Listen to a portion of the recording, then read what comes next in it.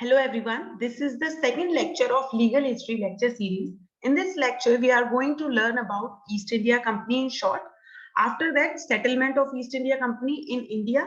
And thirdly, I included Opium War in very short. क्योंकि कभी कभी क्या होता है, जब भी यूनिवर्सिटी एग्जाम या कोई भी अब जब आप एग्जाम लिख रहे होते हो, तो जब भी ईस्ट इंडिया कंपनी पे क्वेश्चन आए and you included opium war, it will create good impact on the examiner. That is why I included opium war in very short. It will not take much time of yours. So let us start with the East India Company.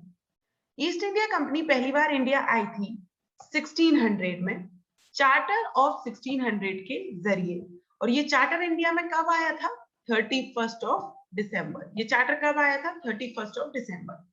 जब east India company India में आई थी तो उनका जो शुरू में motive था, it was just doing trade.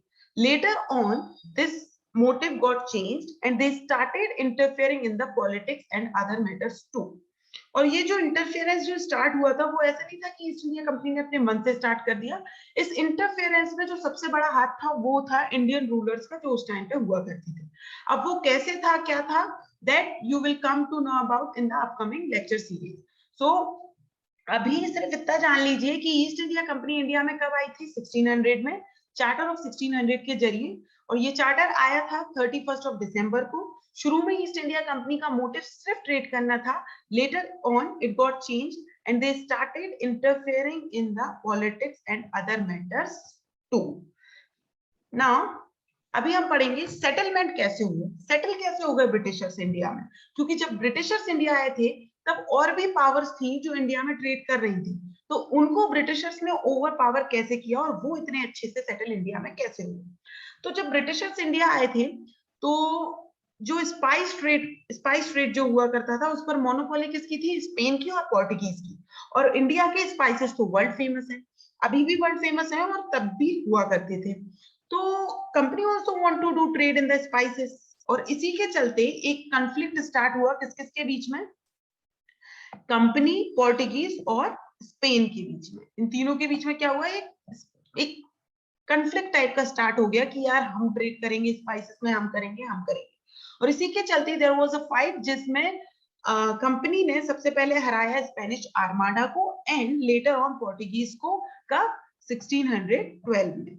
और इस तरीके से company won the trading concession from the Mughal Empire. किसने जीता ट्रेडिंग कंसेशन मुगल एम्पायर से? कंपनी ने. और फिर क्या था? अब कंपनी के हाथ में पावर थी. कंपनी ने पोर्टुगीज और स्पेन को तो हरा ही दिया था. तो that time there was a settlement where it was decided कि जो कंपनी है वो ट्रेड काय में करेगी. काय में ट्रेड करेगी company? Cotton, silk, Indigo, spices from south India. It was decided in that settlement. उसके बाद कंपनी ने अपना ट्रेड शुरू कर दिया. अब कंपनी ने ट्रेड तो शुरू कर दिया. धीरे धीरे जब क्या हुआ था, अब पढ़ेंगे ओपियम वॉर. ओपियम वॉर कैसे हुआ? अब कंपनी का ट्रेड अच्छा सब कुछ चल रहा था, तो अब क्या हुआ? 18th सेंचुरी के मिड में जो कॉटन ट्रेड था वो गिरना शुरू हो गया. अब कॉटन ट्रेड तो गिरना शुरू हुआ, और उस टाइम पे जो ट्रेड अपनी पीक पे था, जो बहुत अच्छा चल रहा था, वो क्या था? टी का ट्रेड. टी का ट्रेड उस टाइम पे बहुत अच्छा चल रहा था. But the thing is, while at that time tea was a important trade and it was import from the China. अब क्या हो रहा था? important trade तो था टी, पर import कहां से हो रहा था? चाइना से. ये बात किसको नहीं अच्छी लग रही थी? ब्रिटिशर्स को. क्योंकि जब टी का ट्रेड इतना ही अच्छा चल रहा था, तो थिंग इज दैट कि Britishers also want to do the trade, tea trade. तो अब धीरे धीरे क्या हुआ?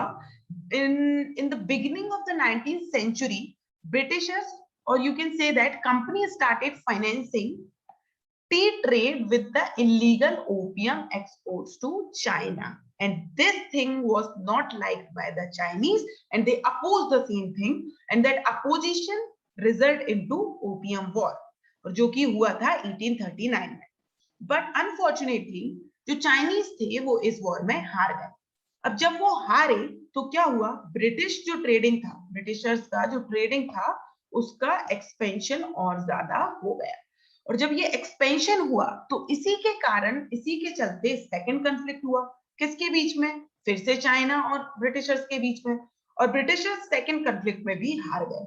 और इस सेकंड कॉन्फ्लिक्ट को सेकेंड ओपियम वॉर के नाम से जाना जाता है। This is also known as Arrow War of 1856। और इस वॉर में भी चाइनीज हार गए थे। इसी के कारण ट्रेडिंग राइट्स जो यूरोपियंस की थी वो और ज्यादा बढ़ गई थी। सो ये था in short East India Company के बारे में, ओपियम वॉर के बारे में और settlement of Britishers in India के बारे में। So thank you so much for watching this video. And अगर आपको मेरा वीडियो अच्छा लग रहा है तो please do subscribe, and in the next video we will learn about the Charter Act of 1600। Thank you so much for watching this video.